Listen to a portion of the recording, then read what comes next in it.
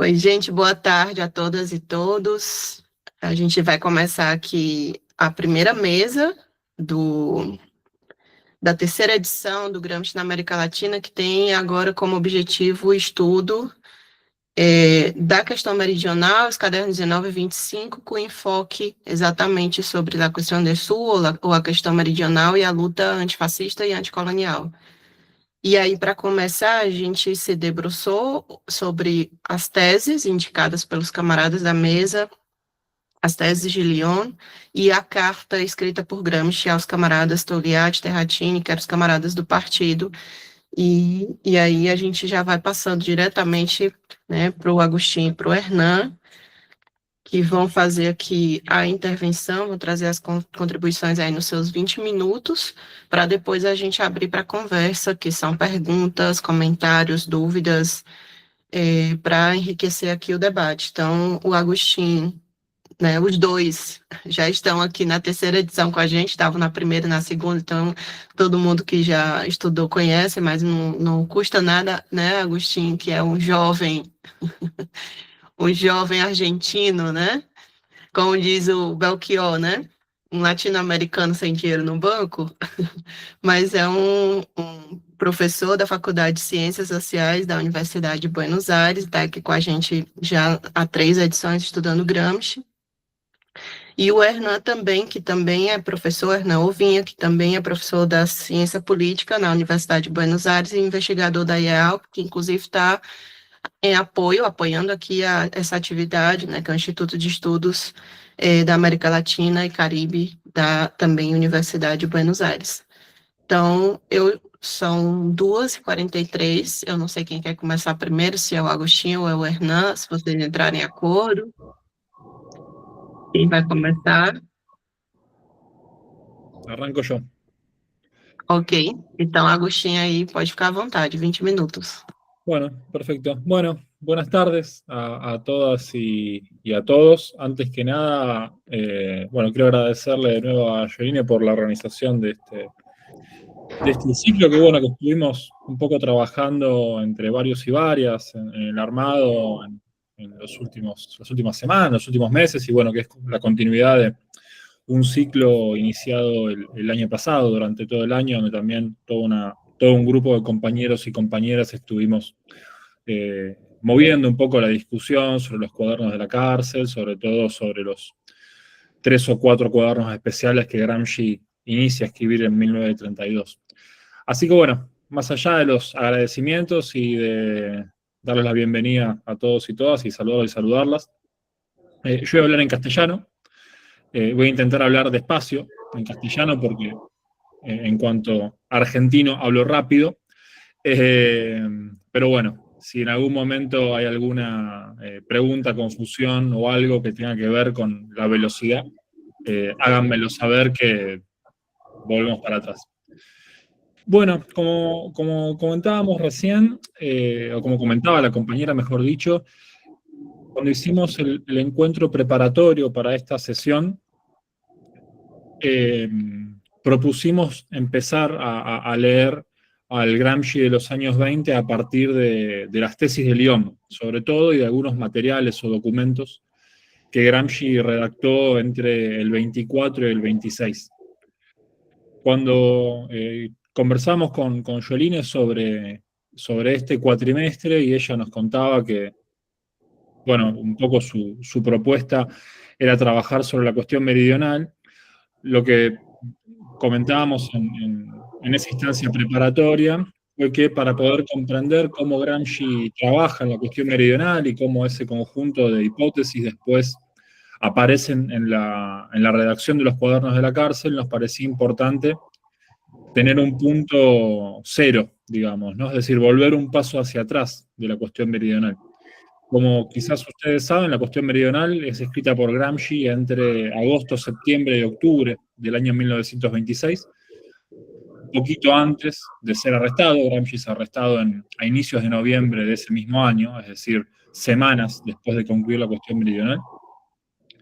Pero no ese es un texto donde las hipótesis fuesen estrictamente nuevas en la reflexión de Gramsci, sino que por el contrario, los problemas y las hipótesis y los conceptos sobre los cuales Gramsci trabaja en la cuestión meridional se van forjando, se van formando ya desde los inmediatos años de la posguerra, en su experiencia como publicista y organizador durante el Bienio Rojo, en su experiencia como dirigente primero marginal y después principal del Partido Comunista de Italia a partir del año 1921, y especialmente a partir de su ascenso, por decirlo de esta forma, como secretario general del partido a partir de 1924. Entonces, para poder entender los problemas y los conceptos de la cuestión meridional de 1926, nos parecía que había un camino previo por reconstruir para poder entender cómo esas hipótesis, cómo esos conceptos van tomando forma y cómo las problemáticas que están en la cuestión meridional y después se proyectan en los cuadernos de la cárcel, tienen una génesis y están enmarcados en una serie de discusiones que son antes que nada político-estratégicas. Y eso es importante para nosotros cuando con Hernán también trabajamos acá en la Universidad de Buenos Aires acerca de estos textos de Gramsci. Estamos muy acostumbrados a recibir estudiantes, colegas, interlocutores e interlocutoras en general, que piensan los cuadernos de la cárcel como una obra eminentemente teórica, ¿no? Quizás las lecturas tradicionales de la obra de Gramsci, aquellas lecturas organizadas por el Partido Comunista de Italia en la segunda posguerra, tuvieron como función pensar un Gramsci teórico, ¿no? Teórico de la política, teórico de la cultura, teórico de la ideología, teórico del Estado. Sin embargo, nos parece que esa dimensión estrictamente teórica muchas veces esconde, invisibiliza, opaca el hecho de que el pensamiento de Gramsci es un pensamiento todo el tiempo estratégico.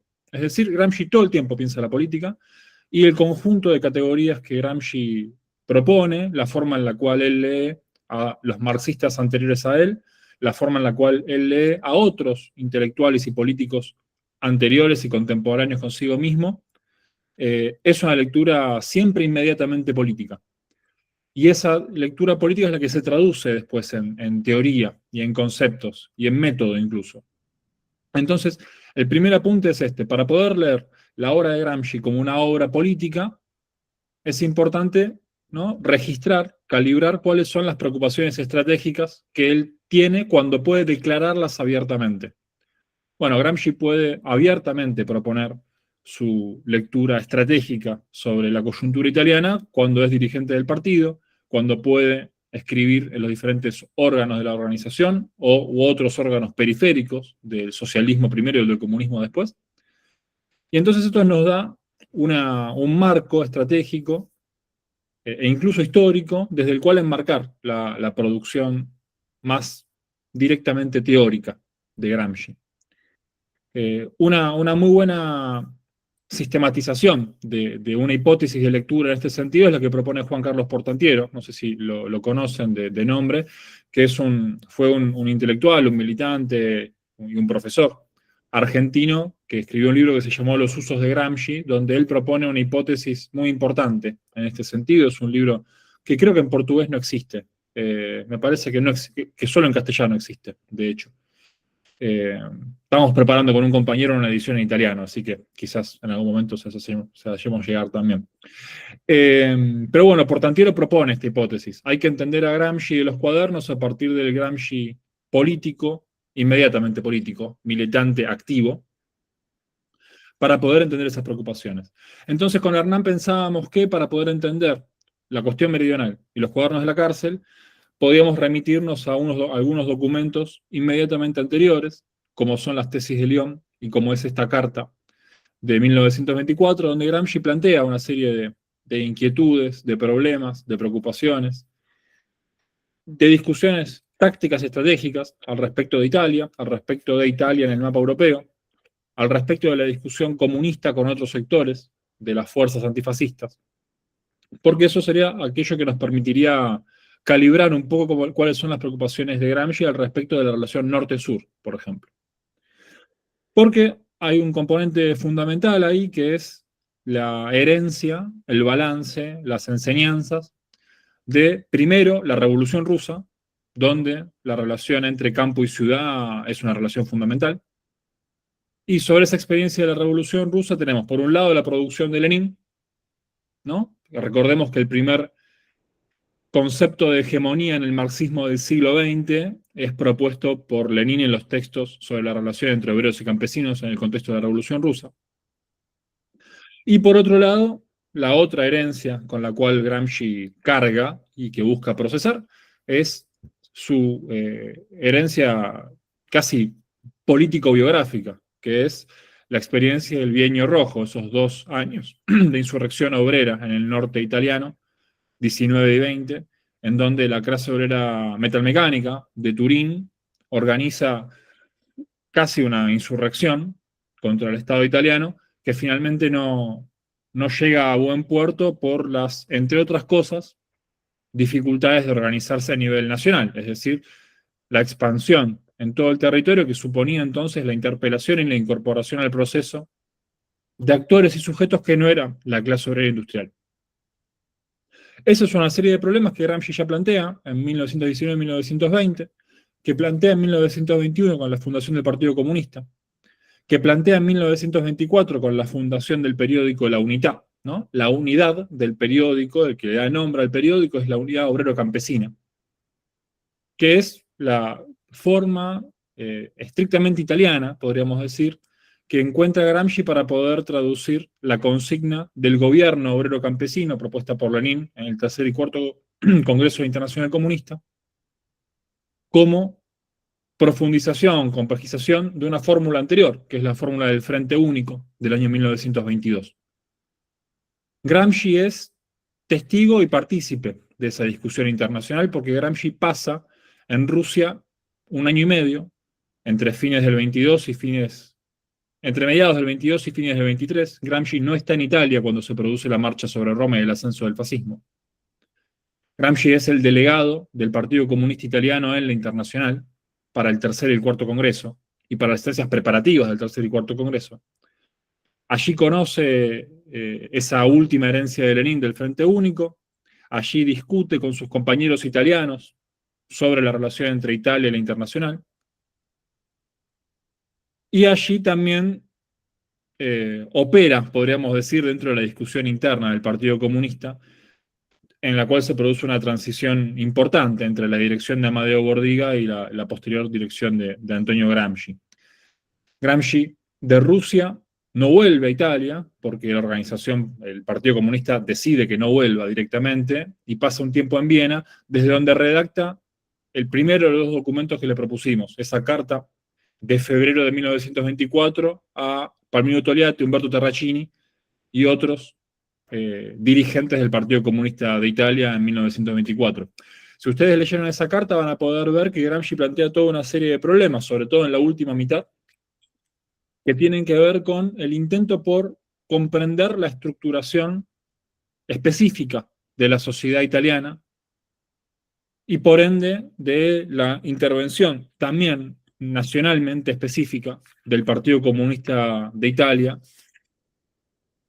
en función del desafío político que presentaba el fascismo. Entonces, cuando ustedes revisen esa carta, si es que todavía no lo hicieron, o cuando ustedes vuelvan sobre esa carta, si ya es que la revisaron, van a poder ver que no solo hay una polémica con la dirección bordigiana, ¿no?, del Partido Comunista, aquella dirección que lo gobierna al partido entre 1921 y 1924, esa dirección sectaria de Amadeo Bordiga que se pelea con Lenin, que se pelea con la Internacional casi al borde de romper.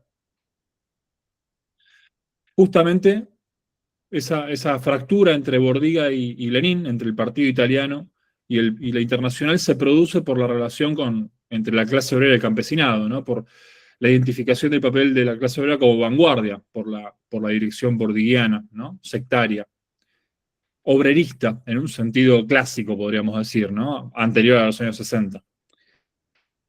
Entonces, podemos ver en la carta esas dos tensiones. Por un lado, la discusión con Bordiga al respecto de el lugar del proletariado rural y el campesinado, ¿no?, un problema central de la cuestión meridional. y por el otro, aquellos pasajes sobre la identificación de las características específicamente italianas de la formación social, ¿no? ¿Qué es aquello que lo diferencia de Rusia? ¿No? ¿Cómo se plantea el problema del Estado en Italia, a diferencia de Rusia? ¿No? Que es una forma de tratar el problema parecida a la del Lenin del 21, del 22, cuando haciendo el balance sobre la no expansión, sobre la paralización de la revolución internacional a las puertas de Alemania, dice, bueno, quizás el resto de Europa era diferente a Rusia, y el Estado estaba organizado en la forma de una sociedad democrática, donde el avance hacia el Estado en sentido estricto, lo que en los cuadernos va a ser la sociedad política, era mucho más complejo y requería un trabajo mucho más largo. Como les decía, esta carta es una carta de 1924, de febrero. Entre la carta de febrero del 24 y las tesis de Lyon pasan casi 2 años. Las tesis de Lyon son de inicios del año 1926, de un periodo en el cual, entre el 24 y el 26, el fascismo en un momento parecía que se caía, ¿no? Si leemos los textos de Gramsci del 24, inicios del 25, vemos que Gramsci ve al fascismo como un proceso atravesado por una profunda inestabilidad política, en parte fruto de una crisis política abierta con el asesinato de un diputado socialista, Giacomo Matteotti, a propósito de una intervención parlamentaria de Matteotti por la reforma electoral que, hecha a medida del fascismo, busca darle al fascismo una mayoría casi automática en las cámaras del Parlamento. Matteotti hace una intervención muy fuerte en el Parlamento, es secuestrado y aparece muerto un par de meses después, y Mussolini se hace cargo del asesinato. Y después de navegar esa crisis política, el fascismo llega al año 1926 en un contexto de un poco más de estabilidad, que se va a reforzar hacia fin de año, porque recordemos que Gramsci es arrestado en la víspera de la aprobación de las llamadas leyes fascistísimas, es decir, las leyes de reforzamiento fascista del Estado. Gramsci es arrestado cuando son arrestados todos los dirigentes políticos de la oposición, empezando por los comunistas, ¿no? No es un arresto aislado, es un arresto que tiene que ver fundamentalmente con la anulación formal, porque ya de hecho existía, de toda la oposición política. Y las tesis de Lyon en esa clave son, a inicios del 26, el primer documento orgánico de la nueva dirección del partido. Una dirección que está a nombre de Antonio Gramsci, pero que en realidad es una dirección que Gramsci ejerce en estrecha colaboración con muchos de sus compañeros del periodo del Orden Nuevo, ¿no? Sobre todo con Palmiro Togliatti, es decir, las tesis de Lyon son elaboradas casi codo a codo con Togliatti.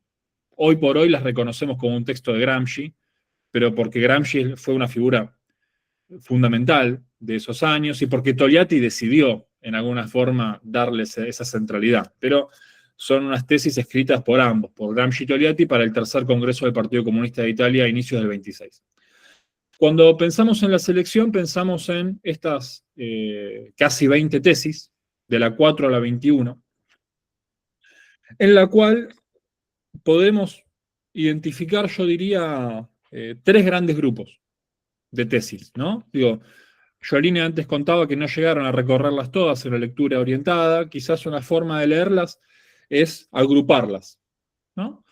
Y esos 3 grandes grupos tienen que ver fundamentalmente con el análisis de la estructura social italiana, es decir, el análisis de la sociedad que nos permite, o que le permite a Gramsci, pensando en la intervención del marxismo como una práctica transformadora, ¿no? De la ciencia a la política, de la política a la ciencia, y viceversa, entender cuáles son las características fundamentales y particulares de la sociedad italiana para, bueno, en alguna forma poder discutir las formas de la intervención política socialista sobre ella.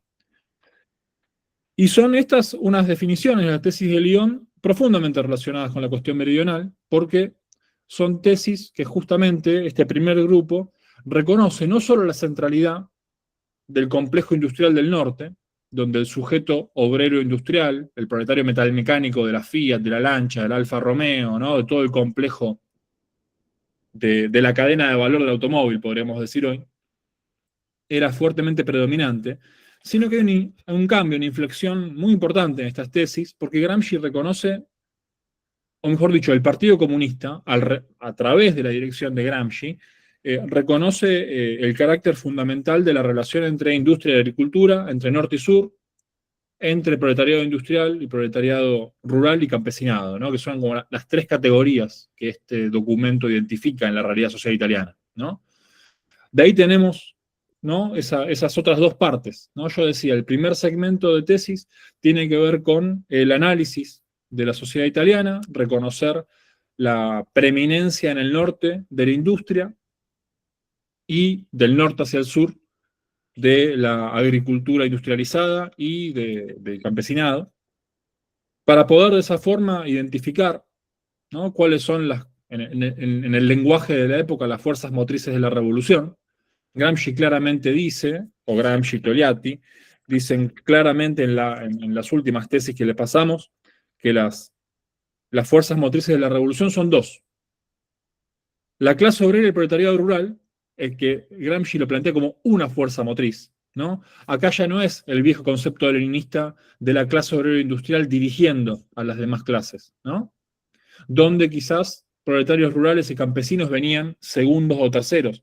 No, Gramsci dice, pensando en esta consigna del gobierno obrero campesino, pensando en una profundización del Frente Único, pensando en reconocer que el sujeto primordial no es la clase obrera industrial solamente, sino que la realidad italiana impone otro análisis e impone identificar otros sujetos igualmente fundamentales.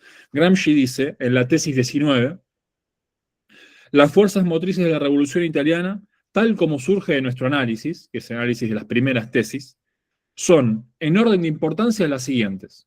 1.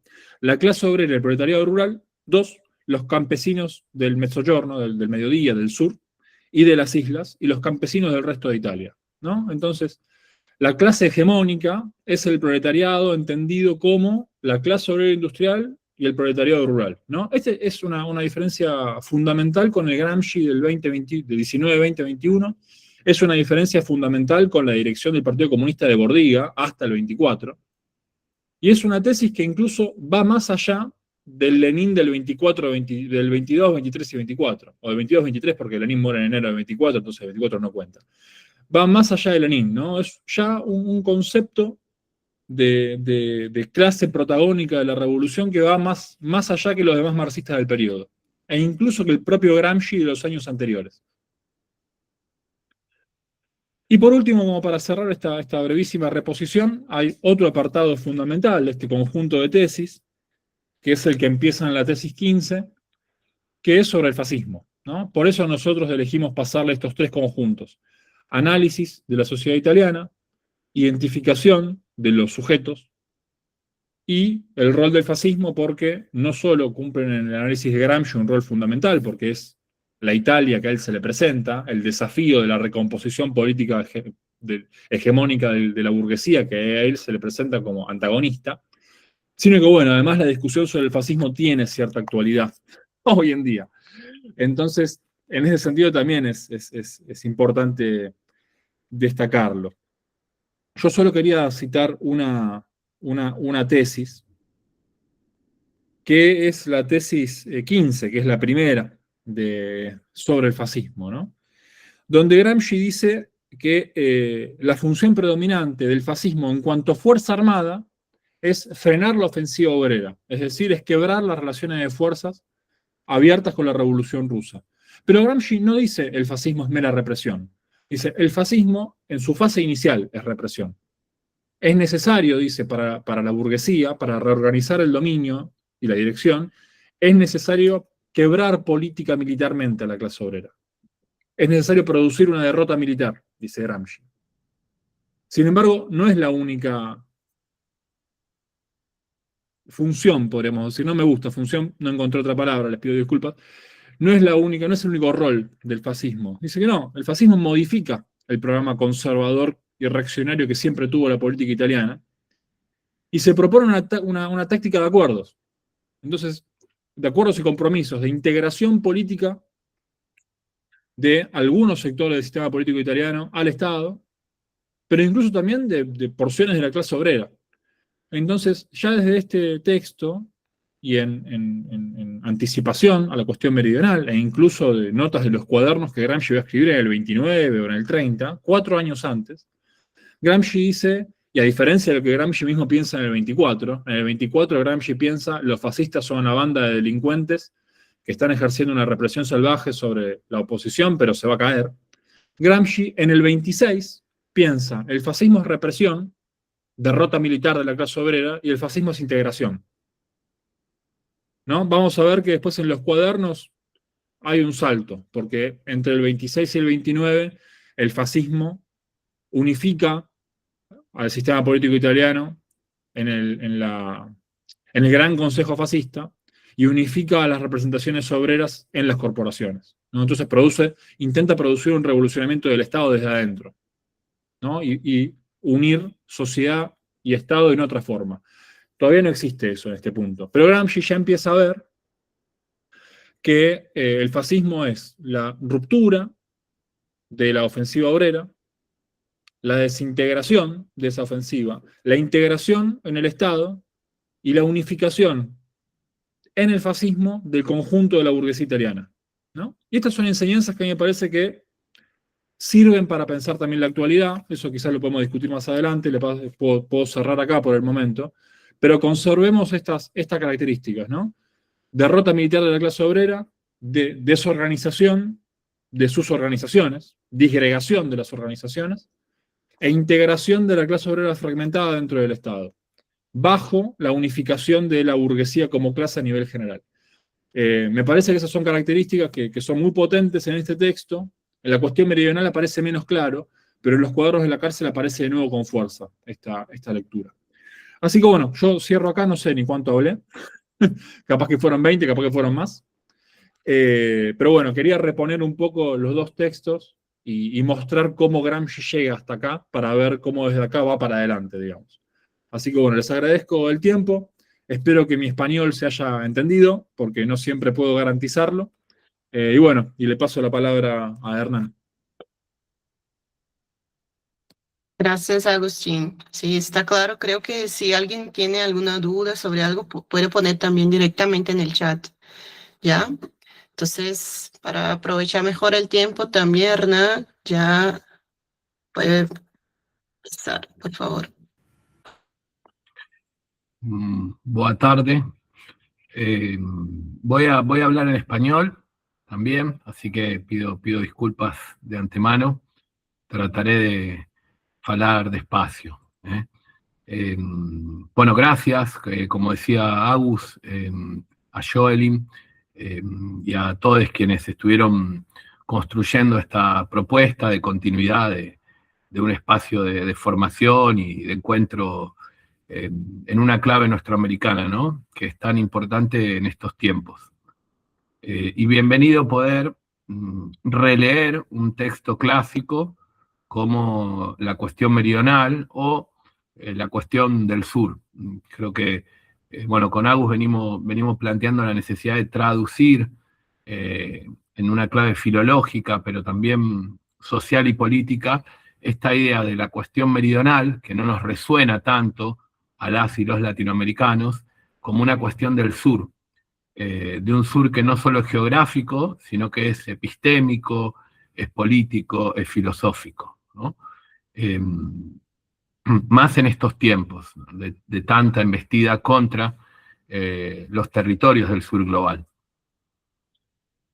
Yo, para no redundar en lo que estuvo comentando Agus, voy a plantear algunas cuestiones más vinculadas a la relevancia de las tesis de Lyon, particularmente para la realidad latinoamericana. Una primera cuestión clave que la mencionó Agustín es pensar a este material como un material signado por la filosofía de la praxis, por lo que Gramsci va a enunciar como filosofía de la praxis en sus cuadernos, como un material que expresa esta articulación entre ciencia y política, conocimiento y transformación, teoría y acción emancipatoria. Y en estado práctico, en las tesis de Lyon, encontramos la vitalidad del marxismo, diría Mariátegui, no como un itinerario, sino como una brújula. Aquí Gramsci junto con Togliatti tratan de hacer un análisis concreto de una realidad específica y dar cuenta de los rasgos distintivos, las características singulares de la formación económico-social italiana. Y es el mismo ejercicio el que en esa época está realizando, sin tener acceso a este documento, José Carlos Mariátegui en Perú. Entonces hay una primera afinidad, hay una contemporaneidad por una vocación de leer la formación social italiana a partir de algunas características que son muy similares a la de la realidad latinoamericana. Dice Gramsci y Togliatti en las tesis de Lyon: Italia es un país pobre y desunido. Veamos cómo resuena nuestra realidad latinoamericana. El capitalismo aquí no puede definirse en función exclusivamente del grado de industrialización.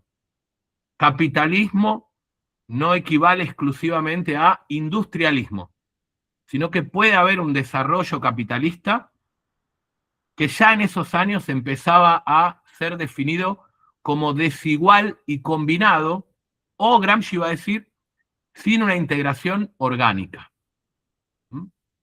Esto luego lo va a trabajar René Zavaleta en Bolivia, por ejemplo. La idea del abigarramiento de una formación económico-social, del desfasaje entre campo y ciudad, de temporalidades discordantes, está en estado práctico en las tesis de Lyon. Y va a aparecer de manera mucho más radical en la cuestión del sur. Hay una burguesía, dice Gramsci y Togliatti, incompleta, desunida, fragmentada. Hay una unidad ficticia, precaria, limitada. Si bien no lo expresan estos términos, creo que podemos inferir que hay elementos para pensar en un estado que luego Zavaleta va a denominar estado aparente, en un estado y en una hegemonía que ahí sí caracterizan ambos como limitada, una hegemonía frágil, precaria, que implica una escasa unidad de las clases dominantes. Esta incapacidad de construirse en forma unitaria creo que también es un elemento importante para analizar la realidad latinoamericana. El proceso formativo de la estatalidad y de las clases latinoamericanas.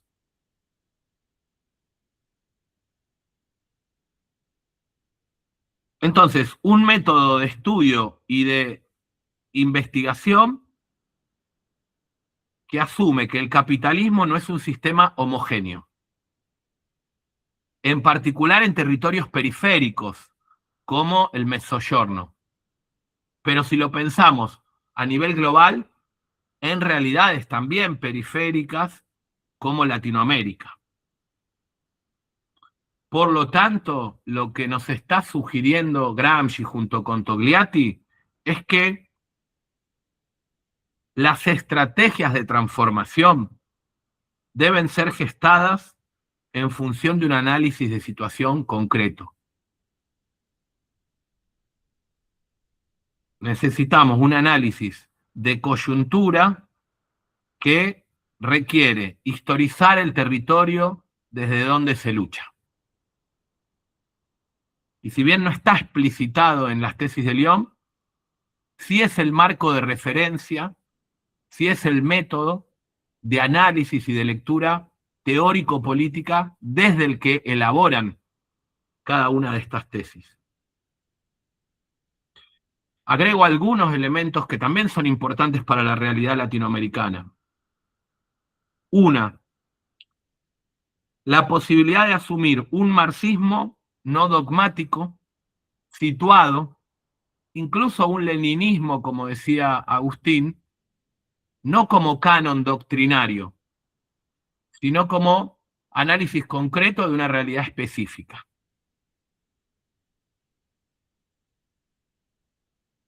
Asumir también la heterogeneidad de las clases sociales, de los grupos dominantes, pero también, como va a decir Gramsci en los cuadernos, subalternos. Aparece incluso la noción de subalternidad allí, pero más bien referida al ejército. Es interesante, pero podemos rastrear ya el concepto de subalternidad, que además lo destaca en Bastardilla, es decir, lo resalta Gramsci y dice, este término permite pensar al ejército, y dice él, pero también al propio Estado. Y ahí es interesante para decir, bueno, ¿a qué se está refiriendo con esta noción de grupos, sectores, núcleos subalternos? Empiezan a emerger aquí ciertas categorías que va a ir desarrollando en la cuestión del sur y particularmente en los cuadernos. Por eso con Agus decimos en un material de presentación de la cuestión del sur, que la cuestión del sur o la cuestión meridional es un punto de llegada y al mismo tiempo un punto de partida para poder interpretar, reconstruir ese cortasiano de Julio Cortázar, modelo para armar, que son los cuadernos de la cárcel. Ese rompecabezas complejo de piezas muchas veces sueltas que hay que ensamblar. Una brújula para ensamblar esas piezas son las tesis de León, al igual que la cuestión del sur. Son anteojeras que nos permiten ordenar aquellas notas fragmentarias, en algunas ocasiones contradictorias. Otro eje fundamental, Gramsci habla del problema del territorio, así lo enuncia. Es decir, la construcción de una estrategia revolucionaria no es un problema exclusivamente sociológico en el sentido tradicional del término, sino que requiere dar cuenta de cuál es la territorialidad, las características y rasgos de ese territorio que además, en el caso de Italia, está fracturado. Es un territorio fragmentado, disgregado, geográfica, social, cultural, religiosa, económica y productivamente. O sea, hay un territorio con múltiples fracturas, desfasajes, desencuentros.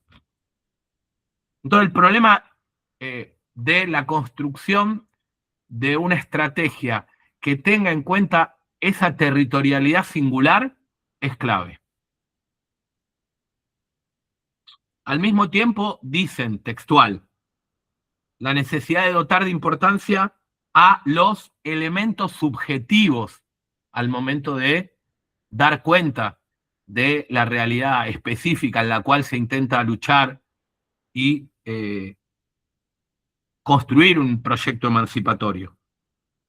Aparece también en las tesis posteriores, casi en la última parte, los desafíos y dilemas del Frente Único que mencionaba Agustín. Es un debate que está presente en América Latina. Mariátegui retorna de Europa y escribe varios artículos en torno al problema del Frente Único, de la Alianza Obrero-Campesina, pero también de una apuesta estratégica por construir un sujeto plural con una perspectiva no solo antifascista o antiimperialista, sino al mismo tiempo, dicen Gramsci y Togliatti, y va a decir Mariátegui, anticapitalista. Es decir, el desafío del socialismo y del sujeto que pueda encabezar, orientar en un sentido pedagógico y político un proyecto de liberación. En las tesis de Lyon hay una crítica a ciertas lecturas que ven el escaso desarrollo de las fuerzas productivas como una imposibilidad de vislumbrar un horizonte revolucionario de carácter socialista. Y esto es importante porque es un debate que va a ser muy relevante en la América Latina de los años 20 y 30. Lo que va a predominar a partir de la segunda mitad de los años 20 en América Latina es una lectura de la revolución por etapas. Y Gramsci en las tesis de Lyon va a sugerir la necesidad de una revolución socialista, aun cuando no exista un grado de industrialización equiparable al de los países más desarrollados. Me voy a sacar para poder leer bien los anteojos. Dice Gramsci, el caso de Italia es una confirmación, un poco Agus lo enunciaba, de la tesis de que las condiciones más favorables para la revolución proletaria no se encuentran necesariamente siempre en los países donde el capitalismo y el industrialismo han llegado a su más alto grado de desarrollo. Este es el puntapié para que, por ejemplo, Mariátegui postule la posibilidad de una revolución socialista en una realidad de escaso desarrollo industrial como el Perú, y que debata poquitos años más tarde en Argentina con delegados de los partidos comunistas la posibilidad o no de una revolución que sea simultáneamente antiimperialista, agraria y a la vez de carácter socialista. Entonces acá hay un punto de convergencia con hipótesis que va a formular, por ejemplo, Mariátegui en las tesis, casualmente, de fundación del Partido Socialista del Perú. Yo diría que podríamos establecer un paralelismo y analizar y cotejar las tesis de la fundación del Partido Socialista del Perú, elaboradas en 1900, sobre todo entre el 26 y particularmente el 28, en el 28 particularmente, es decir, poquito tiempo después de esta tesis de Lyon, pero con un mismo propósito. Otro eje muy importante, y voy cerrando, es el tipo de organización política. Aquí se propone, y lo dicen explícitamente, un partido de masas. No ya un partido jacobino, al estilo del quehacer, de revolucionarios y revolucionarias profesionales en una clave de partido de cuadros restringido, sino, imagínense, en plena ofensiva fascista, la posibilidad de construir aún así un partido de masas. Entonces, una propuesta muy sugerente y actual de Gramsci es repensar la organización, porque no lo dicen así, pero lo formulo de esta manera: dime qué partido tienes y te diré qué errores estratégicos cometerás. Dime qué partido tienes y te diré qué dictadura del proletariado te darás. Aparece acá, en Gramsci y en Togliatti, ya una tensión entre una organización política como aparato que busca conquistar el poder, o, como dicen ellos, y creo que es muy interesante y actual, al final de las tesis, una organización donde el partido es parte orgánica de la clase. Hay una organicidad entre partido y clase.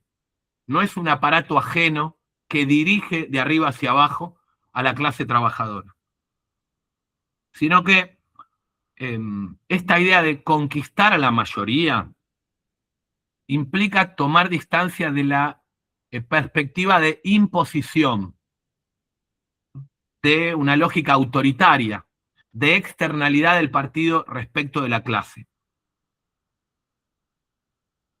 Creo que hay incluso un debate muy sugerente en torno a qué significa conducir, orientar. En particular, me parece importante rastrear allí elementos que dan cuenta de un rol pedagógico, formativo de la organización política, que va a estar presente en el cuaderno 12. Pensar el partido, la organización como un intelectual colectivo. La unidad se construye, no es un dato de la realidad. Y esa construcción requiere contemplar, por ejemplo, la cuestión del sur como una cuestión no solo de las y los del sur, sino como una cuestión nacional, como una cuestión a internalizar y asumir por el conjunto de la organización. Agregaría otro elemento que es importante. Aparece una noción en las tesis que es muy potente para América Latina, que en varias realidades la hemos asumido para pensar un sujeto más plural, heterogéneo y complejo, que es la noción de pueblo trabajador. Utilizan la noción de pueblo trabajador, que creo que combina la perspectiva de clase con lo popular, no necesariamente con lo populista, pero sí con una idea de lo popular más heterogéneo, que puede ser un puente para pensar la condición subalterna y en lo que en la América Latina se denomina heterogeneidad estructural. Ahora sí, lo último importante que no mencioné, pero que vale la pena, el problema del colonialismo interno. Aquí menciono simplemente un fragmento, ¿no? Lo leo textual. Dice,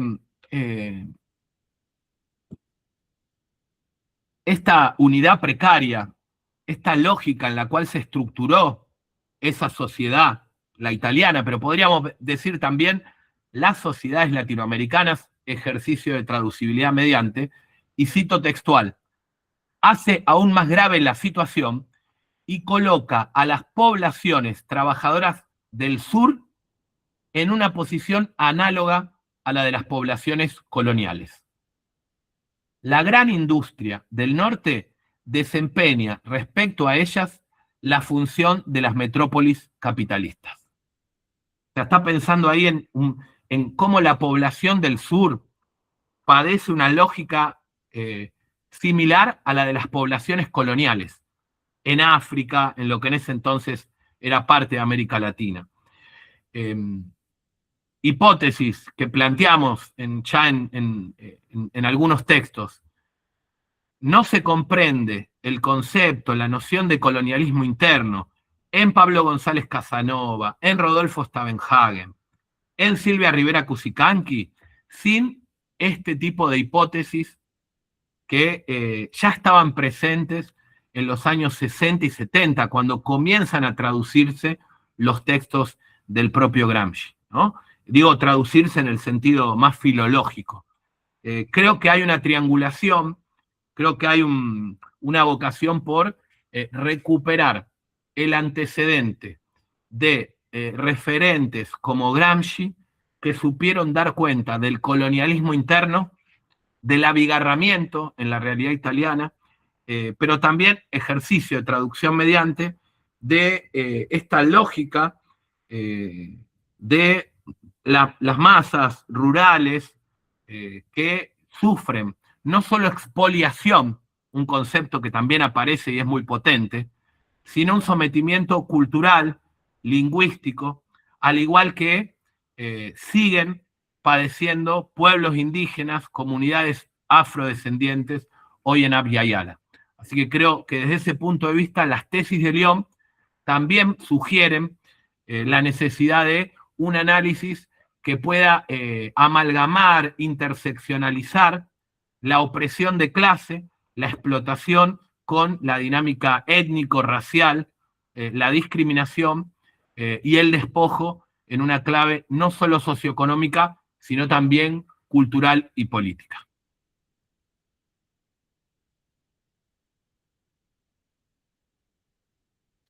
Gerna. Pues gracias, muchas gracias, Hernan. Obrigada, Hernan, Agustín. E que bom que os dois aqui, né, se complementaram, né? O Hernan trazendo aí, fazendo a ponte com essa análise latino-americana, que inclusive é o nosso objetivo, né?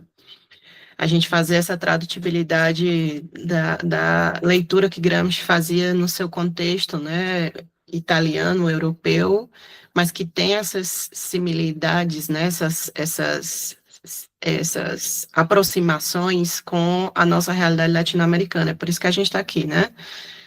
E eu queria agradecer o Hernan também por fazer essa ponte, trazer alguns elementos que eu tinha visto aqui no texto, mas que queria também trazer como provocação, né? Tanto para o Hernan quanto para o Agostinho, para a gente fomentar o debate. Eu não sei se alguém quer colocar alguma questão no chat, ou quer se inscrever para falar, né? Porque a partir de agora é a participação de vocês que vai movimentar aqui o diálogo, né? Mas eu queria aproveitar que o Hernan já fez essas pontes, né? E serve também para Agostinho comentar. Tem algumas leituras, tradicionalmente, em geral, né? A leitura que se faz do Gramsci, principalmente nesses últimos tempos que apareceu o Bolsonaro, o Milei, o Trump, né? No começo ali, antes do Bolsonaro ganhar as eleições no Brasil, todo mundo se voltou para estudar Gramsci, né? Vamos voltar a estudar Gramsci, vamos voltar a estudar o fascismo em Gramsci. E a leitura tradicional que se faz da concepção, da compreensão do que, como surgiu o fascismo, né, na leitura, na interpretação, na verdade, que fazem da leitura de Gramsci sobre isso, é que o fascismo ele surgiu da crise orgânica, né, que a classe dominante já não consegue mais controlar, né, perdeu a hegemonia, a direção, o consenso da sociedade e tal, e aí isso fez emergir aí essa corrente que ascendeu ao poder. Quando a gente vai para as teses de Lyon, a gente não está vendo isso, a gente está vendo que tem pelo menos na análise do Gramsci aqui, que vocês apresentaram, que está escrito tanto na carta quanto no texto, parece que a questão é muito mais complexa do que uma simples crise do capital que aconteceu e fez surgir o fascismo, né? Ou seja, é uma coisa mais orgânica do próprio processo de constituição do tecido social e que tem a ver com algo mais amplo da própria constituição histórica colonial capitalista, da formação sócio-histórica colonial capitalista, né? Aí tem uma nota aqui, uma tese, na verdade, né?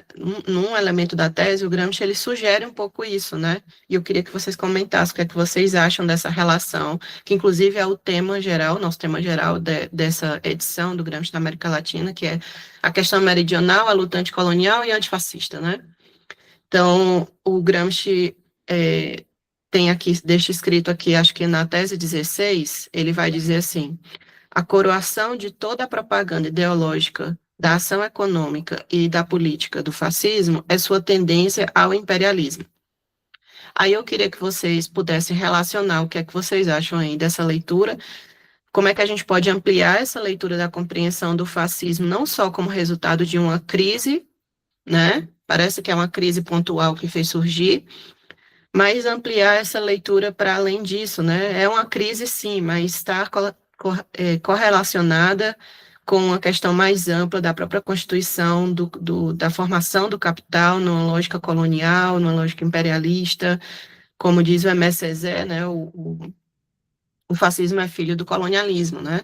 Então, como é que a gente pode articular aí nessa leitura do Gramsci? O que é que vocês acham? E como é que podem aí comentar alguma coisa, trazer uma contribuição para a gente ampliar essa leitura. Eu não sei se tem alguém aqui no chat que colocou alguma mensagem, alguma dúvida, alguma questão. Então, Enquanto não, Juline, eu estou olhando aqui. Pronto, então posso passar para vocês comentarem, aí pode ficar à vontade enquanto vai vindo questões, né? Acabou de chegar uma. Aí, Rebeca, né? Gostaria de pedir para Agostinho falar um pouco mais sobre os dois agentes revolucionários citados por Gramsci e, se possível, pensar essas mediações na realidade brasileira, já que os povos indígenas quilombolas estão muito atuantes na luta. Aí, emendando com a pergunta da Rebeca, eu já emendo aqui também, né? Como é que vocês, o Hernan chegou a comentar, né? Como é que, e o Agostinho também, né? Que era uma leitura avançada para a época, reconhecer os campesinos como parte constituinte desse processo de classe revolucionária, né? Então, dentro dessa dinâmica aqui, dessa leitura do fascismo, colonialismo e imperialismo, como é, será que isso que leva a essa leitura, né, de ampliação também dessas classes, o que é que vocês acham aí? Já comentando, emendando com a pergunta da Rebeca. E aí, eu não sei, Agostinho pode começar, depois o Hernando, pode ser? Bueno, bueno, buenas noches también para ustedes, que ahí saludaron de esa forma. A ver, ahí yo creo que la pregunta tiene dos partes, ¿no? Yo puedo hacerme cargo de una parte y no de la otra. Es decir, al respecto del trabajo de Gramsci en específico y sobre, bueno, los sujetos o lo que todavía en este momento él llama las fuerzas motrices de la revolución. Después en los cuadernos de la cárcel, Gramsci va a pensar en fuerzas sociales, ¿no? En sujetos históricos. Acá efectivamente, como yo les decía antes, bueno, él está pensando en ese esquema de esa relación casi simétrica entre el proletariado urbano y el proletariado rural. Digo simétrica porque, como yo les decía antes, en la tradición más estrictamente rusa, leninista, y yo pienso también directamente en el Estado y la Revolución, ¿no? O incluso en la forma en la cual Lenin piensa la NEP. Hay toda una concepción de el rol protagónico de la clase obrera industrial urbana como el sujeto fundamental en el antagonismo con la burguesía, ¿no? Es decir, hay dentro del marxismo toda una tradición que llega hasta la Tercera Internacional y que pasa hacia acá, digamos, que ve como sujeto de transformación y como protagonista directivo de esa transformación revolucionaria a la clase obrera industrial y establece una polaridad muy clara entre proletariado industrial y burguesía y los sectores más avanzados de la burguesía. Bueno, en el caso de Lenin hay algo de eso que se va matizando hacia el final de su vida y Gramsci va recogiendo esas enseñanzas. Y como yo les decía antes, entre el 20 y el 26 hay en Gramsci una modulación importante en ese sentido, ¿no? Sobre todo porque, bueno, una de las tareas importantes del Partido Comunista ya durante la dirección de Gramsci es la extensión del partido hacia el sur. Es decir, la construcción de organización hacia regiones aún no industrializadas. Durante los 70, por ejemplo, el sur de Italia comenzó a industrializarse bajo el influjo de la inversión interna directa, podríamos decir, cierta deslocalización del norte hacia el sur. Sin embargo, en los años 20, aún en el sur de Italia no había otra cosa que no fueran campesinos y en el centro-sur o hacia el centro, algo así como un proletariado rural. Entonces Gramsci ahí produce un avance que no es meramente estratégico, es un avance teórico, de reconocer al proletariado rural, ¿no? A los trabajadores del campo, a los proletarios del campo como un sujeto de la revolución, lo cual es un gesto muy, muy importante y como yo les decía, es un quiebre con la tradición de la Tercera Internacional más asociada a los esquemas ortodoxos e incluso al propio Lenin. Esa es la primera parte de la respuesta. Que podemos rastrear después en la cuestión meridional, en los cuadernos de la cárcel, ¿no? Donde esto se va complejizando.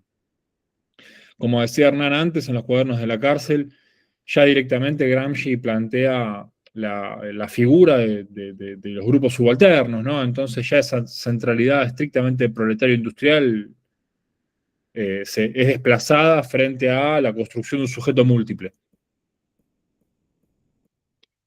al respecto de la segunda parte de la pregunta, que tiene que ver con las mediaciones para pensar la realidad brasilera, bueno, ahí ustedes tienen más para decir que yo. O latino-americana, Agustín, ella Ah, completó. ok. Bueno, es un poco lo mismo la respuesta, ¿no? Es decir, Gramsci da una indicación metodológica en ese sentido. Y después hay que, digo, la indicación metodológica es contra las lecturas ortodoxas, el sujeto no es la clase obrera industrial. Pero eso es la respuesta de los años 20 y los años 30, pasaron 100 años de eso, ¿no? Y en estos 100 años, algunos países de América Latina tuvieron procesos de industrialización, ¿no? Y cuando vamos a ver la literatura, pero ni siquiera la literatura, cuando vamos a ver las intervenciones teórico-estratégicas de muchos intelectuales, militantes, marxistas latinoamericanos en los años 70, bueno, vemos que hay una serie de realidades nacionales donde identifican la emergencia de fenómenos que en los 20 no existían en la región, y quizás se asemejan a la Italia de los años 20, ¿no? La América Latina de los 70, con algunos espacios nacionales que tienen un fuerte movimiento obrero, y al mismo tiempo una realidad campesina, se parece bastante al esquema del Gramsci de los años 20 y 30. ¿No? Digo, los 20 italianos son más o menos parecidos a los 60, a los 70 latinoamericanos. O pueden pensarse de esa forma, y por eso fue el pensamiento de Gramsci tan productivo en ese periodo, porque las analogías eran casi literales. Ahora, sea en Europa que en América Latina, los 50 años que nos separan de los 70 y los 100 años que nos separan de los años 20 del siglo XX es una distancia muy larga. Entonces, y en esos procesos, las clases de cada realidad nacional fueron profundamente transformadas. Incluso países que tenían poderosas clases obreras en los años 70, quizás siguen teniendo clases obreras sociológicamente numerosas, como decía Hernán antes, sin embargo que dejaron de ser sujetos políticos predominantes, ¿no? Entonces, la indicación de Gramsci a nivel metodológico se transforma de nuevo, ¿no? Entonces, nos exige una elaboración creativa. Y yo diría, la forma de entender con Gramsci, o mejor dicho, Gramsci ¿para qué nos sirve? Bueno, Gramsci sigue siendo un antídoto para las lecturas rígidas, ortodoxas, literales, que buscan identificar sujetos a partir del manual, ¿no? Gramsci dice, nos sirve para pensar, bueno, en realidad quizás no hay que ir a buscar los sujetos por su carácter nominal, ¿no? Quizás hay realidades nacionales donde, si bien hay una clase obrera numéricamente importante, Gramsci nos invita a no ver necesariamente esa clase obrera, sino a analizar pensando en los ciclos de conflictividad. Entonces Gramsci nos va a decir, bueno, quizás hay realidades nacionales donde hay que ver que hay otros sujetos que están en conflicto y que los sujetos que se presentan a sí mismos como capaces de aglutinar un proceso de construcción hegemónica, o de acción hegemónica, como diría Portantiero, que lo nombro de nuevo, no son los sujetos nominalmente indicados o literalmente indicados como aquellos que por definición deberían ser revolucionarios, sino que Gramsci es más bien una brújula para ver a los actores, a los sujetos más dinámicos, que quizás en torno a ese dinamismo se construya el proceso de aglutinamiento, de organización, y no frente a los presuntos sectores más avanzados de la economía, lo cual hoy en el capitalismo contemporáneo no es decir nada, ¿no? Porque hay toda una serie de diagnósticos dentro del mundo gramsciano en ese sentido también, que cruzado con la perspectiva trotskista del desarrollo desigual y combinado, dicen la cuestión meridional está internacionalizada. Y eso quiere decir que no solo hay un norte y un sur globales, sino que a nivel global, hasta los países centrales tienen nuevos nortes y sures, ¿no? Entonces Gramsci nos enseña, ¿no?, a ver los sures en el centro, ¿no?, a pensar que los presuntos nortes en la periferia quizás no son los más dinámicos en términos políticos, ¿no? No, yo avanzaría con Gramsci metodológicamente, ¿no? Porque yo no conozco todas las realidades nacionales, entonces no puedo decir, pero América Latina justamente en los últimos 50 años tuvo esos procesos de desarrollo desigual y combinado, desorganización de sujetos políticos profundamente activos en otros periodos, ¿no? Entre los 70 y estos años pasaron las dictaduras, ¿no? Alrededor de toda América Latina y a través de América Latina, que desorganizó las estructuras sociales y las reorganizó sobre nuevos principios, ¿no? Entonces, quizás con Gramsci podemos ver esos procesos con mayor dinamismo, con menos literalidad y con mayor creatividad. Me animo a decir eso. Y le paso la palabra a Hernán si él quiere decir más cosas sobre estos o sobre otras cosas. Hernán. Sí. En cuanto no viene otra cuestión, entonces estoy esperando que pongan más. Entonces, tiempo libre. Bueno. Yo creo que este Gramsci, el de las tesis de Lyon, es un Gramsci en tránsito. Es un Gramsci catártico porque arrastra algunos elementos de ese marxismo ortodoxo que no termina de morir y de ese marxismo novedoso, creativo, de la traducibilidad, concebido como filosofía de la praxis, que no termina de nacer y que va a ser parido estrictamente en su periodo de encierro. Entonces es como la crisálida, ¿no? Es un momento, la crisálida un momento de tránsito, y por eso hay que poder leer cómo hay un lenguaje por momentos todavía que concibe una lógica jerárquica, un sujeto casi ontológicamente destinado a dirigir la revolución, el proletariado, la clase obrera, pero a la vez tensionada esta propuesta, esta perspectiva, por un desborde, un descentramiento, una apertura hacia los márgenes, hacia las periferias, hacia otras condiciones subalternas. Irrumpe con mucha fuerza el campesinado, por ejemplo. Irrumpe con mucha fuerza el sur como territorialidad, con toda su pluralidad de cuestiones a contemplar, y eso desestabiliza un marxismo más ortodoxo. Avanza Gramsci aquí, pero todavía no lo termina de definir, como sí lo hace en la cuestión del sur, en la cuestión meridional, en la horizontalización de los sujetos subalternos, por llamarlo de alguna manera. ¿Qué significa esto? Que ya no piensa de manera abstracta un orden jerárquico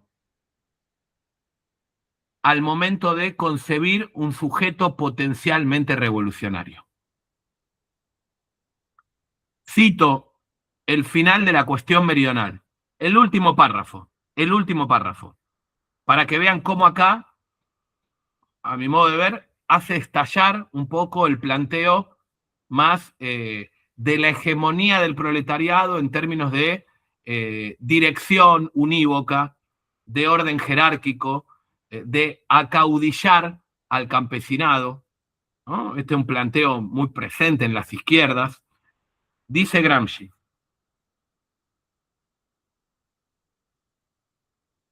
han comprendido los intelectuales del norte y del sur que hay dos únicas fuerzas esencialmente nacionales y portadoras del futuro: el proletariado y los campesinos.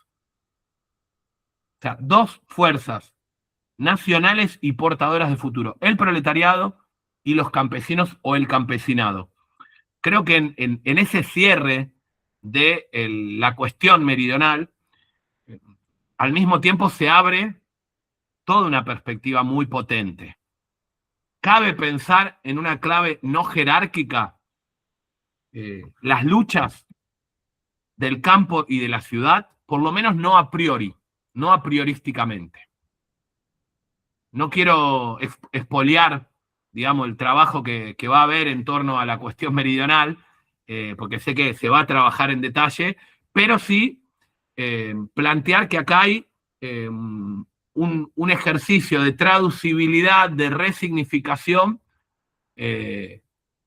inconcluso en las tesis de Lyon, con un lenguaje, además, signado por una disputa inmediatamente política. Es un congreso clandestino realizado en el exilio en la ciudad francesa de Lyon por cuestiones de seguridad. Entonces, el lenguaje, los énfasis, quizás son más tradicionales, clásicos, partidarios. En cambio, en la cuestión del sur aparece una vocación más ensayística, más heterodoxa, incluso más literaria, en el buen sentido. La dinámica de Brasil, específicamente, y latinoamericana. Creo que en Gramsci podemos rastrear una perspectiva que dialogue con pluralidad de sectores, grupos, pueblos, naciones subalternas similares a la población del Mezzogiorno, similares a las masas rurales del sur, los grupos subalternos de Cerdeña, sojuzgados también cultural, étnica, racialmente. Creo que cuando Florestan Fernández, cuando Clovis Moura, cuando Abdías Nascimento, cuando Lelia González leen la realidad brasileña, en algunos casos hay una afinidad muy profunda con la perspectiva del Gramsci inmediatamente precarcelario. Esa vocación que en Gramsci, en el cuaderno 25, está por una historia integral, una historia desde los márgenes, la construye Clovis Moura para pensar la historia del territorio que llamamos Brasil desde el punto de vista de los quilombolas. Incluso como una sociedad con su densidad, su espesor, su historia propia, en el caso de el Quilombo dos Palmares. Para Clovis Moura llegó a ser una sociedad en formación, una nación trunca, casi con una propia lengua, con una cultura, con una matriz productiva específica, ¿no? Si pensamos que duró casi un siglo. Entonces, me parece que vale la pena hacer dialogar a este Gramsci con las tradiciones marxistas anticoloniales, antirracistas, que no reniegan de esta idea de revolución socialista, y ahí agregaría a Cayo Prado, que también lee el desfasaje, desajuste de la formación económico-social brasileña, entendiendo su singularidad, pero sin renegar de una revolución de carácter socialista. Y respecto de eso en cuanto a lo de Rebeca, ¿no? Creo que también ahí aparece lo indígena con mucha fuerza en América Latina. Pensaría en un Flores Galindo, un historiador intelectual peruano, que cruza a Gramsci y que analiza la realidad de Latinoamérica, asumiendo la centralidad del sujeto, de los sujetos indígenas. Y otro autor que también recupera en parte la perspectiva gramsciana y que acaba de fallecer días atrás en Chile es José Bengoa, acaso el historiador más importante del pueblo mapuche. Hay una gran historia en varios tomos del pueblo mapuche, pero sobre todo él tiene una perspectiva muy interesante que llama la emergencia indígena en América Latina.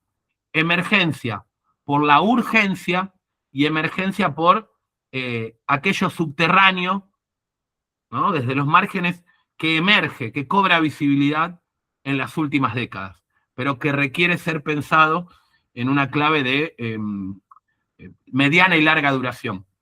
Agregaría una última cuestión: Fausto Reinaga en Bolivia. Fausto Reinaga, en su etapa marxista, piensa las dos Bolivias.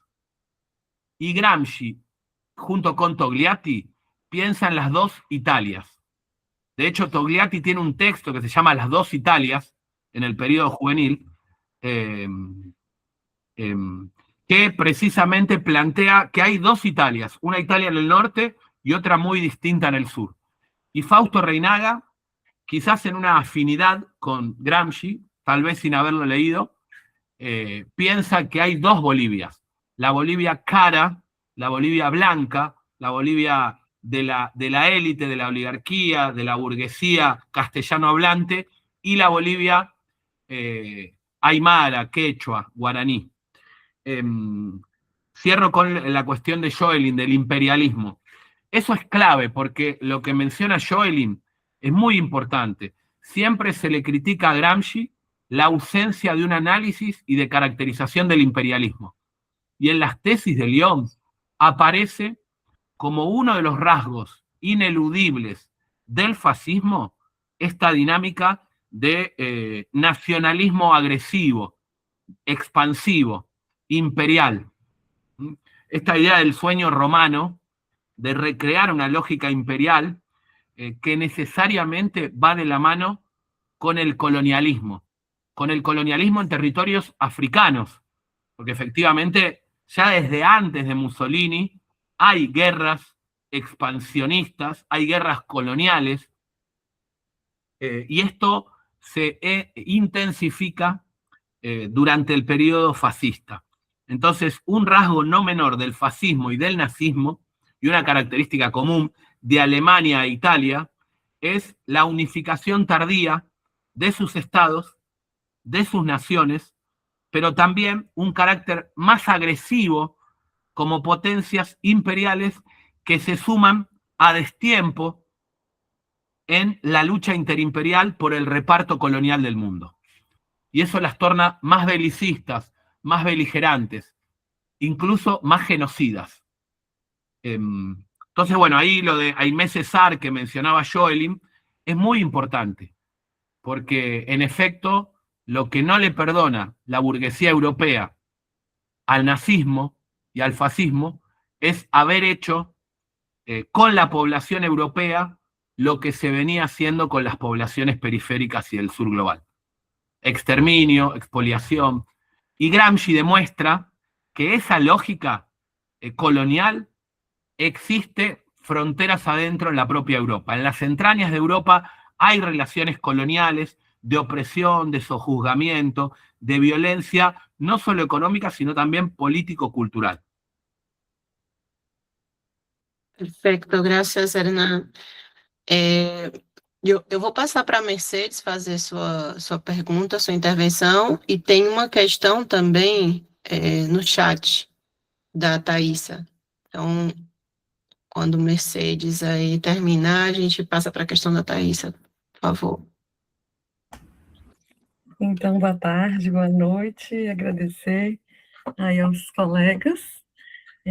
Na verdade, eu acho que eu mudei um pouco o que eu ia dizer, porque os companheiros aí trouxeram elementos, mas uma das questões era, ainda retomando a pergunta da Joeline, sobre talvez essa, e me interessa muito a perspectiva estratégica, né, e a gente pensar no Gramsci a partir de fazer uma leitura da realidade para construir estratégias, isso, né, sejam de combate às forças, né, às burguesias, né, às forças conservadoras e autoritárias, mas também de pensar a própria organização, né, e os desafios que temos também nessas diversidades. E aí eu fiquei pensando muito nesse período, e talvez depois vocês já trouxeram um pouco a resposta, nesse período, e na continuidade, eu já ouvi, acho que o professor Hernan falando, e queria que voltasse a falar, de uma importância para a acumulação, né, no capitalismo, de continuar fazendo como a Rosa Luxemburgo nos ajuda a pensar, uma espécie de continuidade de uma acumulação primitiva, né, recorrente. Por isso também os territórios, os bens da natureza, né, e toda a dimensão que são os povos indígenas, quilombolas, camponeses, que estão, né, em toda, e que não são, né, necessariamente fonte mesmo de produção, né, para o capital, que são modos de vida, né, que são formas de existência, mas que são importantíssimos para a continuidade da acumulação. E eu acho e para isso, tanto na Itália, mas a gente pode pegar o exemplo da Alemanha, né, mas aqui no Brasil e na América Latina, os povos que fizeram suas insurreições e foram, né, construindo revoluções, né, vamos pegar aqui a cabanagem, Canudos, e outros vários, né, e agora, né, a gente pode pegar recentemente, foram dizimados. E o papel do autoritarismo, né, e dos governos, mesmo não sendo fascistas, vão trazendo essa perspectiva também das organizações políticas serem destruídas, né? Aqui a gente, no período da ditadura, logo depois, né, com essa questão do comunismo, bom, mesmo tendo o Partido Comunista ali pensando, o etapismo, fazendo algumas concessões e análise também na perspectiva da industrialização, mas os movimentos camponeses foram destruídos e dizimados. E alguns movimentos urbanos não necessariamente, apesar de quem pegou em armas também ter sido destruído, né? Eu queria pensar, problematizar um pouco isso, assim, como é que a gente também, e talvez trazer essa perspectiva mesmo, né, da organização e das organizações que ainda trazem uma perspectiva da reforma e da revolução, e como é que a gente consegue fazer essa leitura a partir de Gramsci. Mercedes, obrigada. Eu vou emendar a pergunta da Mercedes, que foi quase um desabafo, né, Mercedes? Eu senti aí um peso emocional, porque realmente acho que é o que está atravessando a gente na atualidade, tanto no Brasil, na América Latina, no mundo hoje, né? Que emendar sua pergunta que está no mesmo viés da Thaísa, né, que está aqui no chat, que ela vai dizer também, na tese 20, são apresentados os obstáculos para o desenvolvimento da revolução, para além da pressão fascista, mas pela própria variedade dos grupos da burguesia que se dividem para exercer influência sobre um determinado segmento da classe trabalhadora, buscando fragmentá-la e mantê-la na condição de passividade. Aí ela pede para o Hernan e o Agostinho comentarem esses obstáculos, né? À luz das mudanças, ou seja, trazer para a contemporaneidade com as dificuldades que a gente tem do mundo do trabalho, da organização, da precarização, da uberização, do empreendedorismo, ou seja, todo o impacto, né, toda a influência que tem da lógica também neoliberal em crise, enfim, na educação, no trabalho, em tudo. Como é que a questão fundamental aqui que eu entendi da Mercedes e da Thaís é como é que é a questão da organização e que era um dos pontos, né, que o Gramsci apontava já na carta. A gente tem que repensar a organização e a análise política da situação italiana, né? Então, aí, o Décio também pediu a questão, vou passar para o Décio, e aí depois passo para vocês, tá bom? Décio. Obrigado. Boa noite, queria saudar o espaço, agradecer ao professor Hernan e o professor Agostinho pela exposição, excelente, e eu acho que eu vou um pouco na esteira do que está sendo colocado nas intervenções e perguntas agora, mas focado um pouco no ponto da organização, a partir da questão da formação dos intelectuais. Porque um ponto que o professor Agostinho trouxe, que eu acho muito importante, que eu estou me deparando um pouco agora, escrevendo sobre os intelectuais no Gramsci, no mestrado, que é que diversos autores e autoras defendem um pouco esse Gramsci teórico dos cadernos do cárcere, né, e na questão dos intelectuais, sobretudo, como se houvesse ali uma preocupação muito específica que ele passa a teorizar sobre isso. Nos preparando para os nossos encontros, eu vejo que a preocupação já é muito grande, e aí eu faço bem rapidinho aparentemente isso vai se desenvolvendo, por exemplo, quando no Lorde Novo são dois momentos distintos, né? O primeiro que ele está focado ali naquele contexto das lutas em Turim, das ocupações de fábrica, e um segundo momento quando ele volta, né? Já mobilizado por todas essas discussões, quando ele volta para assumir como deputado, né, depois da experiência na Rússia, ele reativa, de certa forma, o semanário, mas já com uma outra abordagem muito mais expansiva e com outras preocupações. E, desta forma, eu penso o seguinte, que casa muito com o que o professor Agostinho trouxe, de pensar um Gramsci da política, da ação política, né? E que todos esses conceitos tá ali sendo dialeticamente formado, e nos cadernos ele vai operar de uma determinada forma, teorizando um pouco mais, mas esses conceitos e preocupações já estão latentes, né? E aí o ponto que eu coloco da organização é justamente isso, o como há a possibilidade de fazer essa leitura, né, levantando essa hipótese de que a questão dos intelectuais se torna central a partir do momento que ele passa a olhar para a questão meridional e para a questão dos camponeses, porque aí ele já não está mais preocupado em formar só esses intelectuais orgânicos entre os proletários, os operários, ou esses operários aparecerem como esses intelectuais orgânicos, mas também a preocupação em combater, por exemplo, o problema do Vaticano, né, que ele coloca a questão vaticana, para pensar a formação de intelectuais entre também esses camponeses que viviam, obviamente, numa situação educacional extremamente precária, resultado da sua situação material também. Obrigado. Obrigada, Décio. Então, acho que aí as perguntas se complementam, né? O Agostinho, depois Hernan. A gente tem um tempinho ainda, pode ficar à vontade. Bueno, sí, no quiero hacerla tampoco tan larga en esta parte. Empiezo por la pregunta que estaba escrita, porque la venía leyendo mientras intervenía Hernán y Mercedes, porque estaba ya desde hace un rato, que tenía que ver con, bueno, la fragmentación de la clase obrera, ¿no? Yo ahí no sé si estos materiales, ¿no?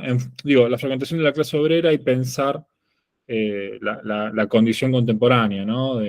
de los trabajadores en diferentes realidades nacionales, pero en función de ciertas lógicas de precarización. Yo no sé si estos materiales son los más indicados para esta discusión, ¿no? En términos de Gramsci en particular, ¿no? O sea, estoy seguro que Gramsci tiene algo para decir.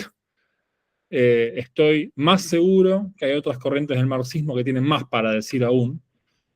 Y también estoy seguro que lo que tiene para decir Gramsci probablemente no sea a partir de estos textos, ¿no? Es decir, Gramsci se ocupa con bastante interés de las transformaciones inducidas en la clase obrera, sobre todo en los cuadernos de la cárcel, y especialmente entre los primeros y los últimos cuadernos, ¿no? Gramsci, no sé si ustedes recordarán o lo habrán leído en algún momento, insiste sobre tres temas, ¿no? Que son para él los vectores de los cuadernos de la cárcel. Uno es el marxismo como filosofía, otro es la historia de la constitución de las clases y del Estado en Italia desde los años 70 del siglo XIX, y el tercero es un eje que él llama americanismo y fordismo. Este tercer eje, americanismo y fordismo, tiene que ver con la forma en la cual Gramsci lee las transformaciones del capitalismo desde fines del siglo XIX e inicio del siglo XX, con la implementación de las teorías científicas sobre la organización de la producción.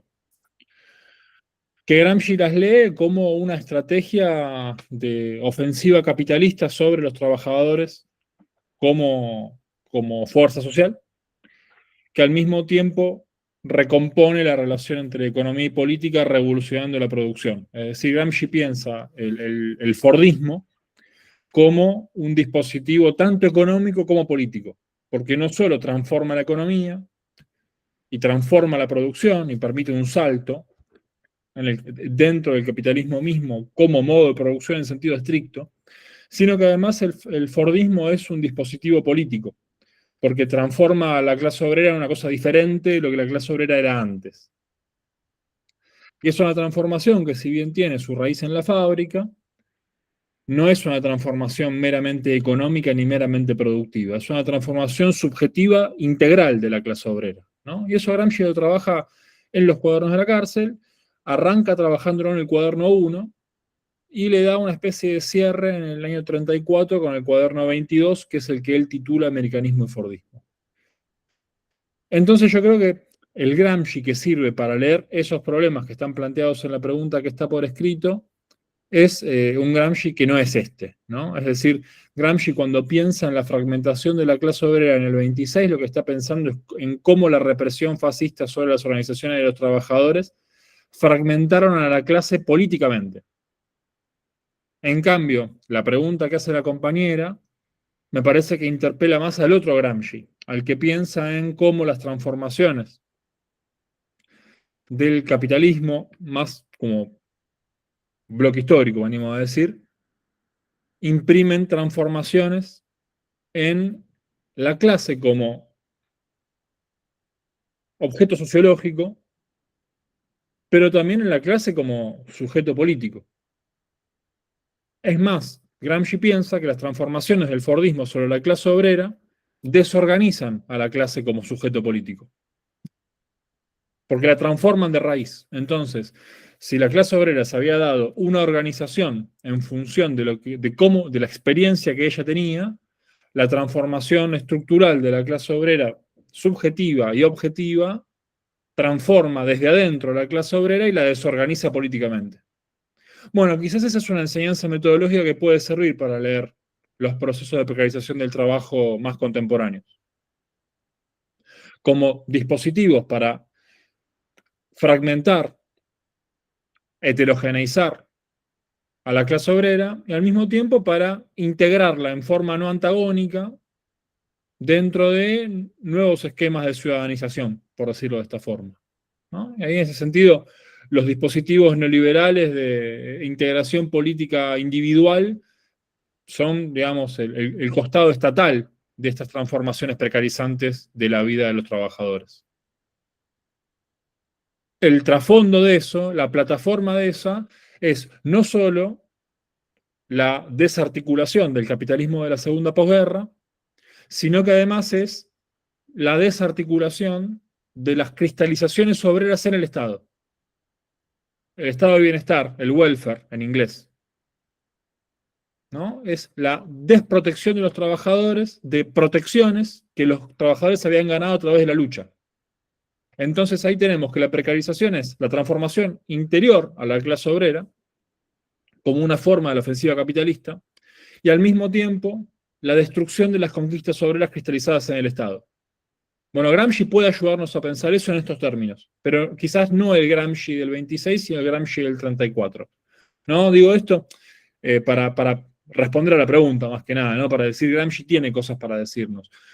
Hago una nota al pie. Yo creo que hay otro marxismo que tiene cosas para decirnos sobre esto, e incluso otro marxismo italiano, que es el marxismo en general llamado operaísta y posoperaísta, que es un marxismo que analiza la composición técnica de la clase obrera e intenta ver desde ahí cómo se compone políticamente, ¿no? Y cuáles son las posibilidades de recomposición política de una clase obrera que es todo el tiempo objeto de la ofensiva transformadora desorganizante del capital. Eso al respecto de esta pregunta en particular, que me parece muy sugestiva, muy contemporánea, quizás que tiene menos que ver con este periodo de Gramsci, pero que sin embargo me parece que es políticamente muy, muy actual, urgente, ¿no? Incluso porque sobre esos procesos de precarización de la vida de los trabajadores y de subjetivación en términos individualistas, aparece la base social de las nuevas derechas, ¿no? Como formas de reivindicación individual de derechos antes colectivamente conquistados que ahora fueron desarticulados del Estado. Y voy un segundo sobre la última pregunta, sobre la de Decio. Yo para no responder todo, yo creo que este espacio quizás, en tanto las preguntas son preguntas más contemporáneas, creo que estamos todos en capacidad de intervenir, ¿no? Digamos, yo en ese sentido desarticularía la relación de jerarquía entre expositores y oyentes, ¿no? Digo, que los expositores seamos oyentes y que los que están escuchando intervengan. En ese sentido, porque lo que se discute en última instancia es cómo pensar la política contemporánea sobre esto, ¿no? Digo, para salirnos de ese lugar de jerarquía de palabra también. Y sobre el problema de los intelectuales hago una mención cortita. Porque como decía el compañero, efectivamente el problema de los intelectuales lo acompaña a Gramsci desde los primeros años 20, probablemente desde también fines de la década del 10. Sin embargo, aparece con fuerza en este periodo, ¿no? Gramsci empieza a trabajar fuertemente sobre el problema de los intelectuales cuando analiza las formas en las cuales se conforma el bloque industrial agrario en Italia, ¿no? Que es un problema de la tesis de León y que es un problema de la cuestión meridional. Es decir, cómo el norte industrial tiene la capacidad de soldar dentro de la misma formación social, a nivel político, el sur campesino. Y como decía el compañero, Gramsci lo explica a través de dos vías, ¿no? La vía religiosa, que es una forma ideológica de incorporación, y por vía, dice Gramsci, de la acción de los grandes intelectuales liberales de Italia, ¿no? Y él menciona a Benedetto Croce y a Giustino Fortunato, que dice Gramsci son los grandes ideólogos de la religión laica de los italianos, ¿no? Gramsci dice, hay una fe de los intelectuales y hay una fe de los religiosos. El Vaticano opera sobre la fe de los religiosos, Croce y Fortunato operan sobre la fe de los laicos, ¿no? Producen el armazón ideológico intelectual que unifica a la Italia del norte con la Italia del sur. Y este es un poco el problema de los cuadernos, ¿no? Gramsci este problema lo trae en el primer cuaderno, literalmente, ¿no? Gramsci lo reivindica en las cartas que están antes de los cuadernos, cuando dice que se quiere recuperar la cuestión meridional, en este sentido.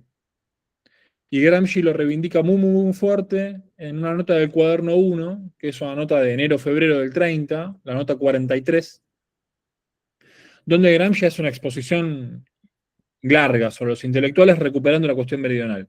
Y es la nota que precede al primer planteo fuerte de la hegemonía. Es un bloque muy, muy importante de los cuadernos, del primer cuaderno. Así que, digamos, para atenderlo, yo estoy haciendo esta introducción para fijar, digamos, más, entre comillas, filológicamente el problema. Porque, bueno, por el compañero después en la reconstrucción efectivamente hizo una serie de puntos sobre el propio Gramsci con el cual acuerdo, digamos. Entonces, bueno, no quiero hablar mucho más porque se van a hacer las 7:20 y me voy a morfar todo el tiempo. Así que, no sé, Hernán, te paso la palabra. Si Mercedes podés escribir la intervención, ahí Hernán te la pedía.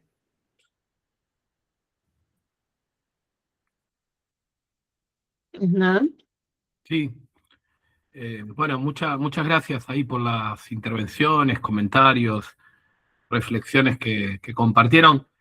Creo haber entendido, pero si puedes, Mercedes, redactar brevemente. A ver, totalmente de acuerdo con pensar la acumulación primitiva, la acumulación originaria, como proceso permanente y no como proceso histórico o acontecido en un pasado remoto. Y la necesidad de pensar en una línea no línea política ortodoxa, sino una dupla que una marxista alemana llama la línea Gramsci-Rosa Luxemburgo. O sea, una línea convergente de complementariedad entre la perspectiva de Rosa Luxemburgo y la propuesta del propio Gramsci. Yo creo que para América Latina los aportes de ambos, porque ambos provienen de un marxismo marginal, de un marxismo que se concibe desde los márgenes, también desde las periferias, por su propia condición. Rosa como polaca, Gramsci como sardo. Ambos pensando desde un punto de vista de la totalidad, desde una perspectiva unitaria, no solo desde el centro, sino también, más también de la periferia, articulando centro y periferia, imperio y colonia, dominio, sujeción, expropiación, pero también, más también, luta, resistencia, organización. Entonces, creo que en ese sentido hay que repensar, o más bien incluso cuestionar las lógicas obreristas, incluso de apología de la descampesinización, porque tiene mucho de aquello que Gramsci caracterizaba como racista.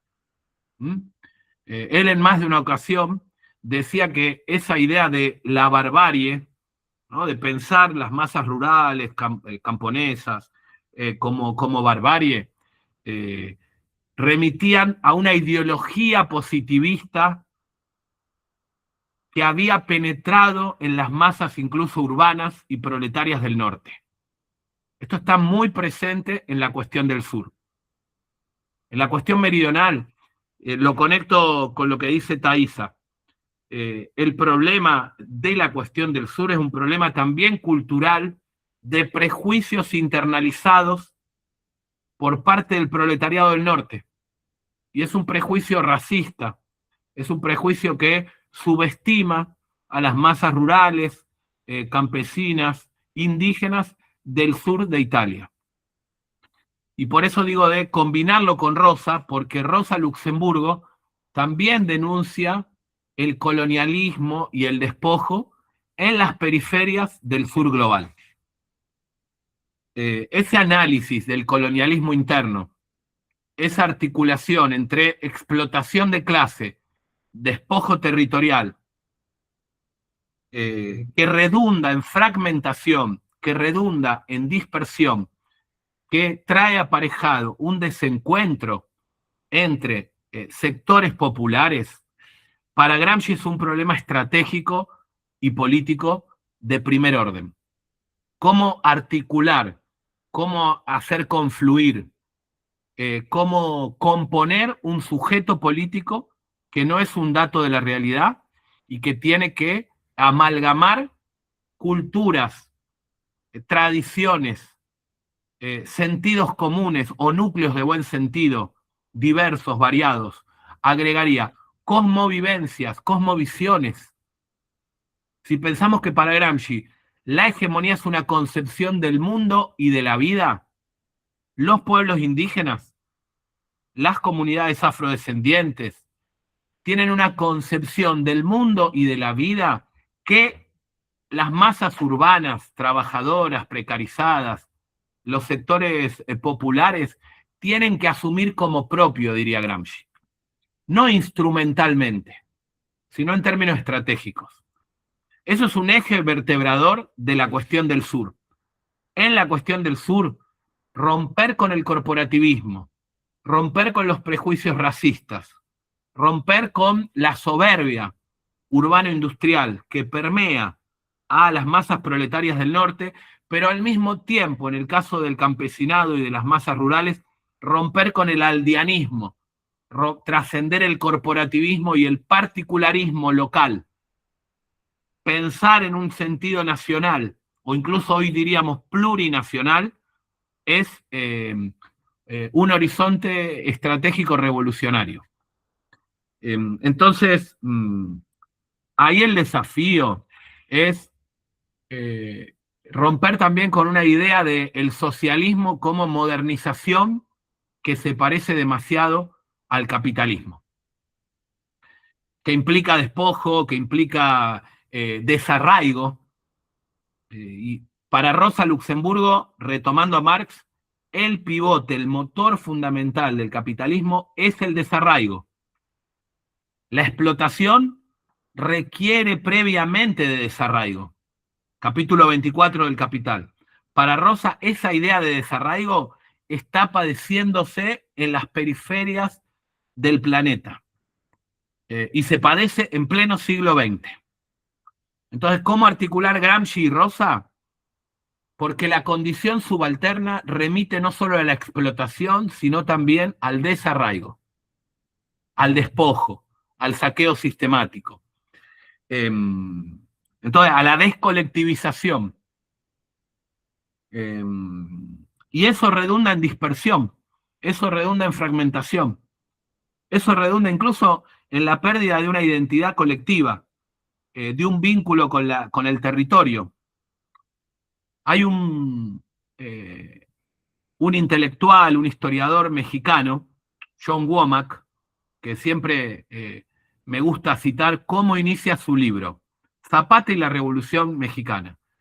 Inicia diciendo: esta es la historia de unos campesinos y campesinas que no querían cambiar y por eso hicieron una revolución. Y ahí nos trastoca la idea de qué es una revolución. Porque a veces pensamos que una revolución es exclusivamente transformar el modo de vida y la concepción de mundo. Y muchas veces las rebeliones, los levantamientos en Abya Yala han tenido que ver con, entre comillas, un conservadurismo revolucionario, con modo de vida que se lucha por evitar que se disgreguen, sean los quilombolas, sean las comunidades campesinas, indígenas en la Amazonía. Digo, Bolivia y Brasil son los dos países en el mundo que están padeciendo mayores niveles de despojo, de saqueo y de deforestación por habitante. Entonces, e incluso eso involucra a gobiernos progresistas en términos históricos, para pensar un poco la complejidad de esas realidades. Para no extenderme, con lo que dice Decio, coincido con todo lo que mencionó Agus. En las tesis de Lyon, el problema de las y los intelectuales es central, como lo es en la cuestión del sur. Casi provocativamente diríamos, el eje vertebrador, la columna vertebral de la cuestión del sur, es el problema de la intelectualidad, de la intelectualidad orgánica, de la intelectualidad tradicional, que ya aparece en las tesis de Lyon. Si ustedes rastrean el rol de los sacerdotes, el problema del Vaticano, los curas, el vínculo con el fascismo, con los grupos, con las élites y las fracciones de la burguesía, como mediadores, como organizadores, diría el Gramsci posterior, es fundamental para dotar de organicidad, de cohesión, para operar en términos mediadores, tienen un rol fundamental. Y un poco en la línea que decía Agus del operaísmo italiano, creo que esos cuadernos, el 22, la discusión sobre el americanismo, el fordismo, son interesantes porque nos plantean una perspectiva de totalidad a lo Rosa Luxemburgo, que obliga a pensar la relación entre la reestructuración productiva y la reconfiguración de los procesos de subjetivación. Por ejemplo, cómo el fordismo construye un gorila maestrado, cómo el fordismo forja una nueva subjetividad. En todo caso, ¿para qué nos sirve Gramsci? Para en términos de método, analizar cuál es el vínculo entre la neoliberalización de la vida, el capitalismo de plataforma, la reestructuración productiva de la uberización del trabajo y qué dinámicas, qué proceso de descolectivización, de subjetivación producen. No como causa-consecuencia, para que se comprenda, ¿no? O por lo menos en la clave de qué lectura hacer. Pero sí para pensar que no está desligada esta dinámica de individuación, el emprendedurismo, el concebirnos como empresarios y empresarias de nosotras mismas, con la dinámica de reestructuración productiva. En todo caso, hoy el desafío es cómo leer la descomposición de la clase en términos técnico-políticos en función de las transformaciones del capitalismo contemporáneo, ¿no? Y cómo recomponemos un proyecto de clase atendiendo a esta dispersión, esta descolectivización, esta fragmentación y también estos prejuicios que involucran una dualización de la fuerza de trabajo. Sectores trabajadores en condiciones de empleabilidad, con convenios colectivos, con ciertos derechos, y una gran masa despojada de derechos, con precariedad casi absoluta.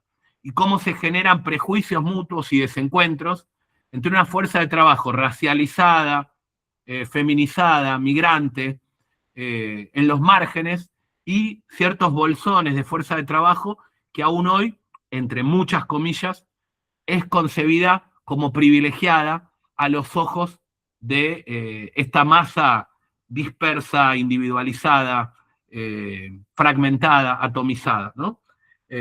Ahí creo que en Brasil hay muchas lecturas interesantes en ese sentido, ¿no? Y en esa clave, digamos, de pensar un poco que, para volver a Rosa, el capitalismo de plataforma nos reenvía a la plataforma y los orígenes del capitalismo, ¿no?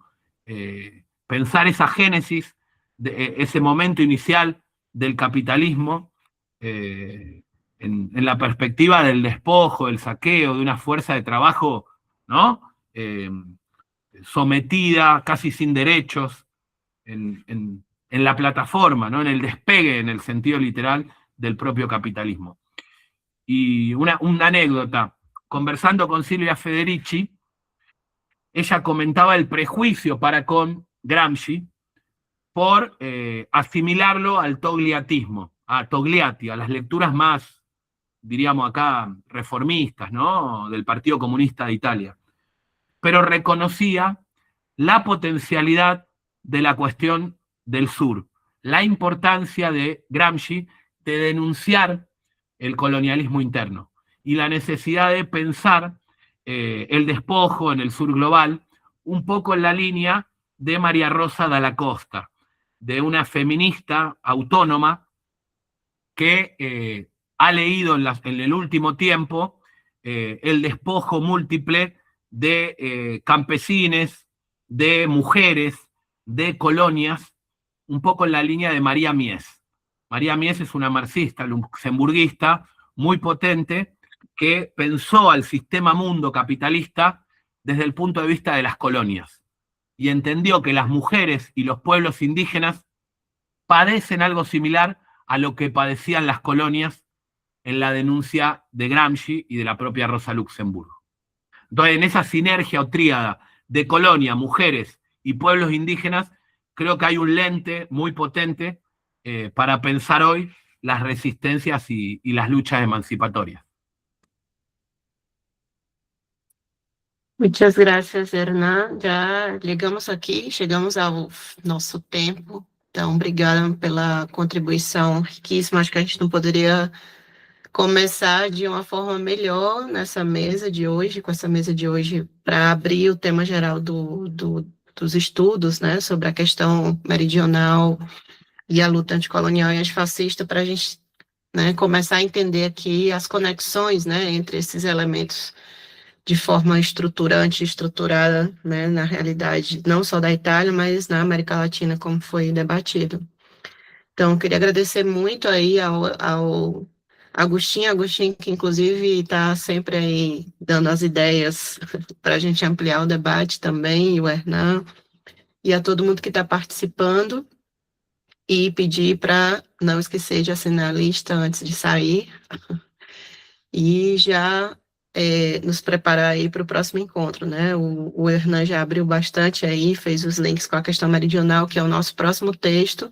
Então, se preparar aí, fazer as leituras para o próximo encontro aí sobre a questão meridional. Então, obrigada mais uma vez. Agostinho, Hernan, Cleidson, Mercedes, Eliane, que está aí também dando uma força aí nos bastidores, Alessandra, todo mundo.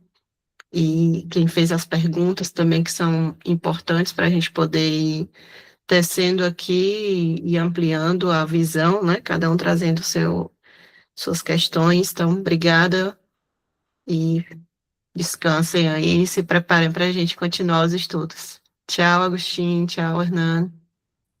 Obrigado. Saludos. Gracias a ustedes. Un gusto.